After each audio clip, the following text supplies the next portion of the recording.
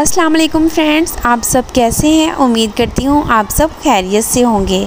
तो जनाब आज 12 रबीउल अव्वल का दिन था, बहुत ही बिज़ी था क्योंकि आज हमने न्याज़ तैयार करनी थी, खीर बनानी थी। आज हमने तो बहुत ही मज़ा आया। आज का दिन बहुत बिज़ी था। जैसा कि आप देख सकते हैं हमने खीर में थोड़ी सी गाजरें भी ऐड की थी, जिससे बहुत ही यम्मी और बहुत ही मज़े का फ्लेवर आ गया था। आज का दिन बहुत ही मज़े का था। हमने खीर बनाने के बाद बाहर भी गए, घूमे फिरे, बहुत ही ज़्यादा मज़ा आया।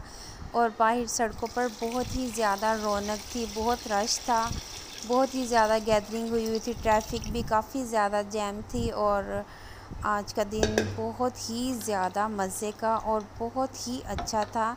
और आज हमने दुरूद पाक भी पढ़ा और आयशा ने बहुत देखा, आयशा को भी बहुत मज़ा आ रहा है।